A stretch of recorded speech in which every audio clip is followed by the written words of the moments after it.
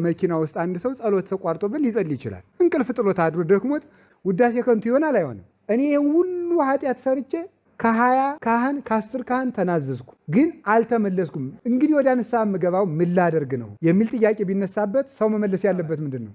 የኛ መገፋፋት ስንቱ ክርስቲያን እንዳይሆን አድርጎታል። ክርስትና እንደዚህ ከሆነስ ቀልጬ ልቅር ብሎ ሰው ሊመጣ አስቦ የሚቀር ስንት አለ። እኔ ግሬ እስኪነቃ ሄጃለሁ። ያላገኘሁት አባ የለም፣ ያልተናዘዝኩበት መነኩሴ የለም። ሁሉም መሰናክሎች ናቸው። ከዚህ በኋላ ቤተክርስቲያን አልሄድም። ማጥፋት እንጂ ማልማት የሚችል የለም። ስለዚህ አርፌ ቁጭ ብል ይሻለኛል። እግዚአብሔር በየትኛውም መንገድ አድርጎ ወደ እሱ ያቀርበናል። በንጽህና ካልቀረብን በድፋችንም አድርጎ ያቀርበናል። እሱ ሰውን የሚጠራበት መንገዱ በጣም ብዙ ስለሆነ ታዲያ ክርስቶስ ከተወለደ በኋላ ዘመነ ሰላም ከሆነ ለምንድን ነው ቤተ ክርስቲያንና በእሱ ያመኑ ክርስቲያኖች ሰላማቸውን አጥተው የሚሰቃዩት? የክርስቶስ ልጅነት ማለት እኮ ይሄ ነው። ክርስቲያንነት እኮ ማለት ይሄ ነው። ክርስትና ግን አገር ወዴት ነው? እውነቴን ነው የምነግራቸው። ክርስቲያን መሆን ማለት የታመመውን ሕዋስ መንከባከብ ነው። ክርስቶስን ትወዱታላችሁ? አዎ።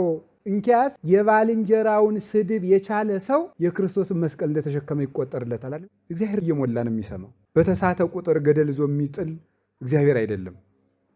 እኛ 100 ቀን ንስሐ ልናዘዝ እንችላለን። 300 ቀን ቀኖና ንስሐ ልናዘዝ እንችላለን። ዝም ብሎ አሁን ንስሐ አባት ሄዶ እግዚአብሔር ይፍታ ቤት ክንን ሲሉን ቄስ ግን ትክክል ናቸው። ቀኖና አልሰጡኝም፣ በዛ አላረጉትም፣ አሳነሱት።